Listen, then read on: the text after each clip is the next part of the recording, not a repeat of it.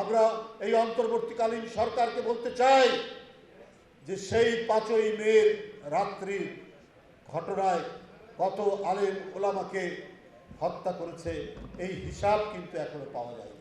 এই শেখ হাসিনার বেনজির, এই শেখ হাসিনার পুলিশের কর্মকর্তারা তারা এক সময় আস্ফালন করত, তারা বুক চিতিয়ে বলতো আমরা যেভাবে হেফাজতকে সামলেছি প্রয়োজন হলে আমরা আরো শেখ হাসিনার বিরুদ্ধে যে কোনো আন্দোলনকে সামলাবেন কিভাবে? হত্যা করে, রক্ত ঝরিয়ে রাজপথে রক্তের আলপনায়কে আপনারা সামাল দেবেন। এটাই ছিল বেনজিরদের কথা, এটাই ছিল মনিরদের কথা। রাষ্ট্রকে অপরাধী বানিয়েছে শেখ হাসিনা। এই অপরাধের দোষর কে ছিল জানেন?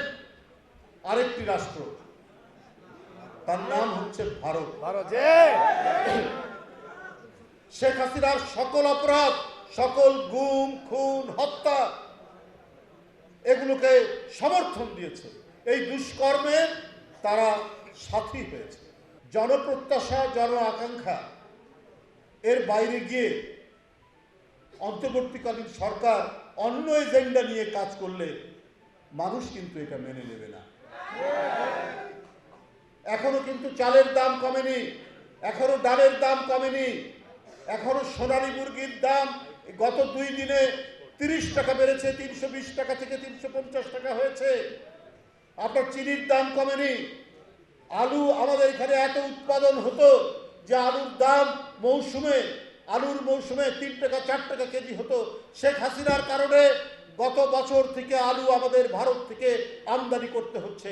এবারও যদি আমদানি করতে হয়, আলুর দাম যদি কেজি প্রতি যদি 75 থেকে 80 টাকা হয়, তাহলে মানুষ বলবে যে ডক্টর ইউনূস সাহেবের সরকারকে আমরা সমর্থন দিয়েছি, তাহলে কি লাভ হলো?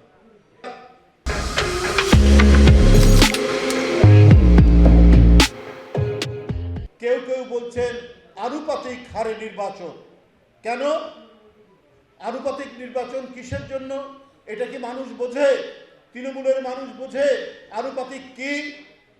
এখানে তো তাহলে যে সংস্কারের কথা বলছে, এখানে তো সংস্কার হবে না।